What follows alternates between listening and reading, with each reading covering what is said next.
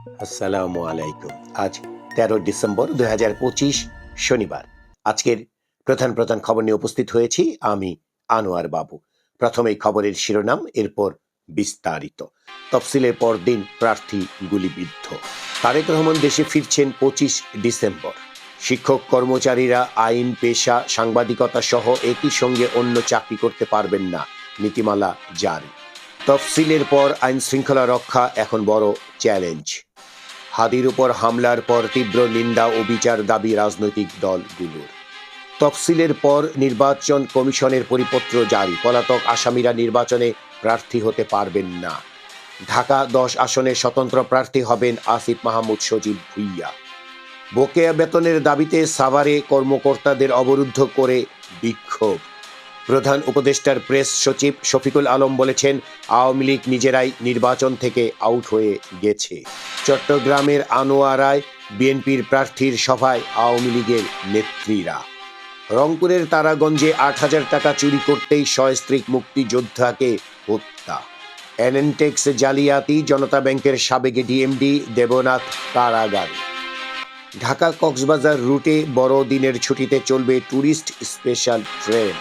পঞ্চগড়ে জেকে বসেছে শীত, বাড়ছে ঠান্ডাজনিত রোগ। বগুড়ায় আসামির পলায়নের ঘটনায় ৭ পুলিশ সদস্য প্রত্যাহার। শিক্ষা ক্যাডারে পদোন্নতি, অধ্যাপক ও সহযোগী অধ্যাপক হলেন ২,৭০৬ শিক্ষক। বিনোদনের খবরে থাকছে খ্যাতিমান বাঙালি শিল্পী, গীতিকার ও সঙ্গীত পরিচালক সতীনাথ মুখোপাধ্যায়ের প্রয়াণ দিবসের খবর।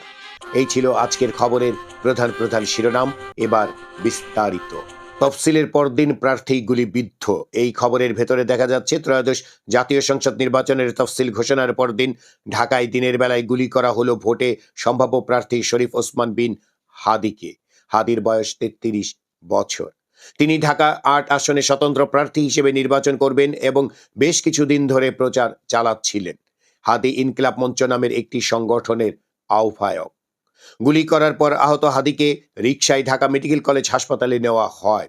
হাসপাতাল কর্তৃপক্ষ জানিয়েছে, গুলি তার মাথায় লেগেছে। তার অবস্থা আশঙ্কাজনক। রাতে তাকে রাজধানীর এভার কেয়ার হাসপাতালে নেওয়া হয়। জুলাই গণ অভ্যুত্থানে ভূমিকা রাখার পর ইনকিলাব মঞ্চ গঠন করে আলোচনায় আসে হাদি।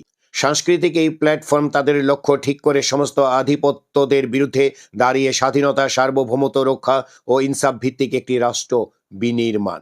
এই প্ল্যাটফর্ম থেকে বিভিন্ন কর্মসূচিতে আওয়ামী লীগ ও ভারত বিরোধী বক্তব্য হাদিকে আলোচনায় আনে। ঢাকার ধানমন্ডির ৩২ নম্বরের বাড়ি ভাঙার সময় হাদি সক্রিয় ছিলেন। তিনি গোপালগঞ্জ জেলা ভেঙে দিতে বলেছিলেন। ইনকিলাব কালচারাল সেন্টার প্রতিষ্ঠা, নির্বাচনী তহবিলের হিসাব প্রকাশ এবং তার উপর ময়লা পানি নিক্ষেপের ঘটনায় অসুবিধা নেই উল্লেখ করে ফেসবুক পোস্ট দিয়েও আলোচনায় আসে হাদি। তারেক রহমান দেশে ফিরছেন ২৫ ডিসেম্বর। এই খবরের ভেতরে দেখা যাচ্ছে, ২৫ ডিসেম্বর দেশে ফিরছেন বিএনপির ভারপ্রাপ্ত চেয়ারম্যান তারেক রহমান। গতকাল শুক্রবার রাত ৯:৩০টার দিকে বিএনপির চেয়ারপারসনের গুলশানের কার্যালয়ে এক ব্রিফিংয়ে এ তথ্য জানিয়েছেন দলটির মহাসচিব মির্জা ফখরুল ইসলাম আলমগীর। মির্জা ফখরুল বলেন, দলের ভারপ্রাপ্ত চেয়ারম্যান তারেক রহমান ২৫ ডিসেম্বর ঢাকার মাটিতে এসে পৌঁছবেন। দলের পক্ষ থেকে তাকে স্বাগত জানানো হবে। তারেক রহমান ২০০৭ সালের ১/১১ পট পরিবর্তনের পর গ্রেপ্তার হন। ২০০৮ সালে কারাগার থেকে মুক্তি পেয়ে চিকিৎসার জন্য সপরিবারে যুক্তরাজ্যে যান। এরপর থেকে তিনি সেই দেশেই রয়েছেন। বিনোদনের খবর। খ্যাতিমান বাঙালি শিল্পী, গীতিকার ও সঙ্গীত পরিচালক সতীনাথ মুখোপাধ্যায়ের প্রয়াণ দিবস আজ। ১৯৯২ সালে কলকাতায় প্রয়াত হন তিনি। জন্ম ১৯২৩ সালে ভারতের লখনৌয়ে।